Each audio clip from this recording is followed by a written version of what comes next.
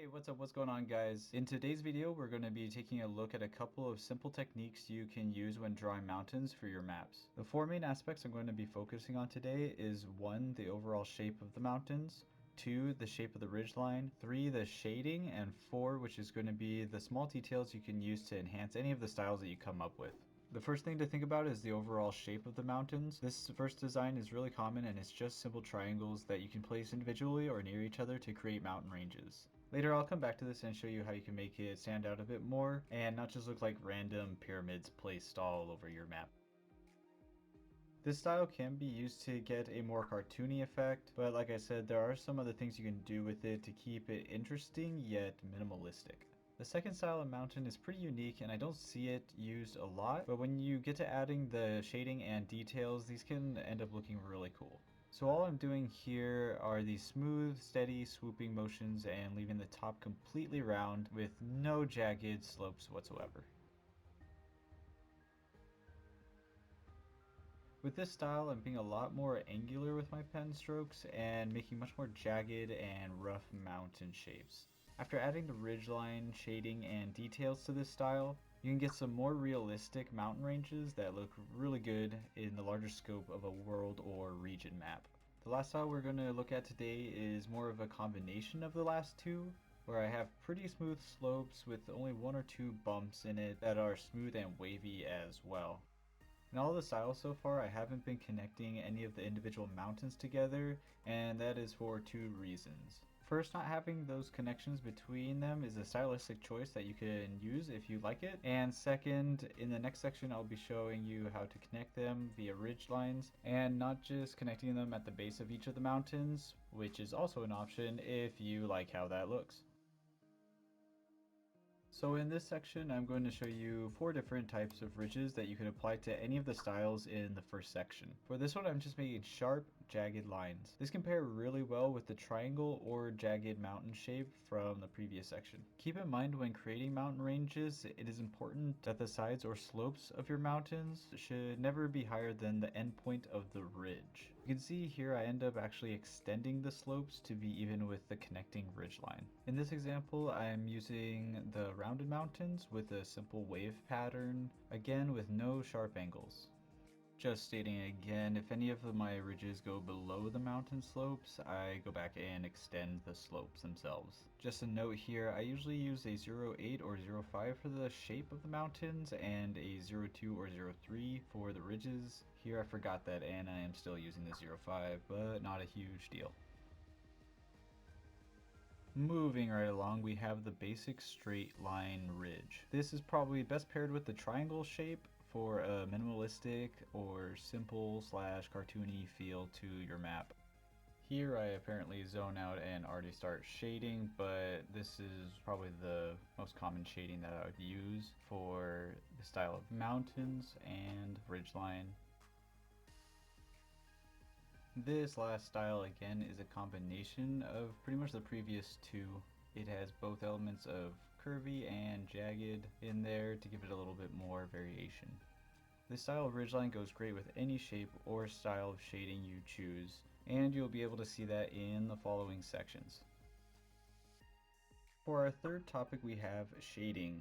There are a lot of different techniques you can use as well as variations of those techniques, but in this video I'll be going over 3, with the 4th being just a slight variation. So for the first method, we have just a solid black fill, which you saw earlier, that goes great with a lot of different styles. A great example of this style would be Tolkien's mountains from his map of Middle-earth. Again, in the next section, I'll show you guys how to add just enough detail to make these simple mountains really stand out.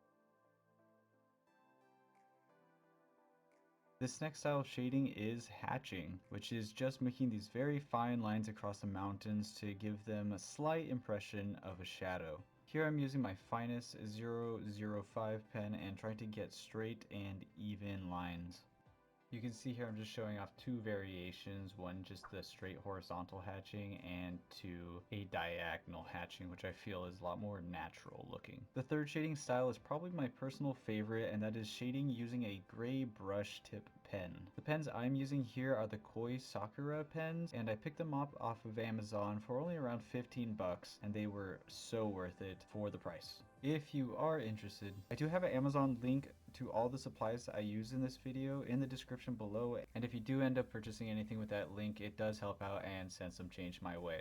Anyways, you can get more detailed with these brush pens by going over it a few times to pick out some of the extra ridges that would be lighter or darker for a bit more realistic effect.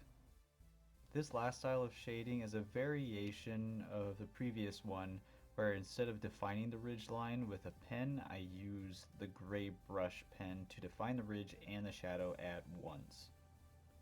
Again, it's a pretty minimal style, but I do enjoy using it from time to time, especially when I pair it with the rounded mountains, and you'll see why soon. Rounding out the video, we have the fourth and final section, which shows you some detailing techniques that you can include in any style to really bring some definition and volume to your mountains. The first technique is just to use a fine pen, either a 01 or 005, to pull these smaller ridges from the main ridge line. Here you can see that I'm coming down from each curve in the main ridge on both the light and dark side to bring out these smaller ridges from the mountainside. For me, unless I'm doing a very minimalistic style, I use this technique in almost every single mountain range that I make.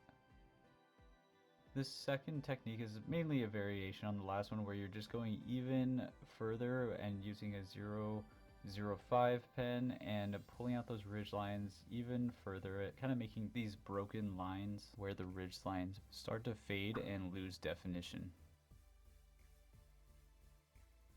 In this last section, I'm going to be showing you how I do snow-topped mountains, and this is mainly in this rounded style. Definitely a bit more cartoony look to it, but I think it's really unique, and I don't see it that often. So all I'm doing is just this very gentle sloping curve up and down.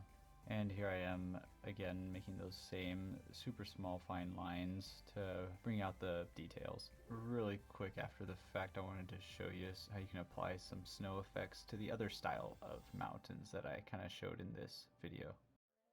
And that wraps up everything I wanted to share today, guys. I know that there is so much more you can do with mountains, and I look forward to exploring more techniques and styles in the future. I hope you enjoyed this video, and if you did, please drop a like and subscribe to see more videos in the future. Let me know what style you like best in the comments below, and feel free to ask any questions. Thanks again, everyone, and I will catch you in the next video.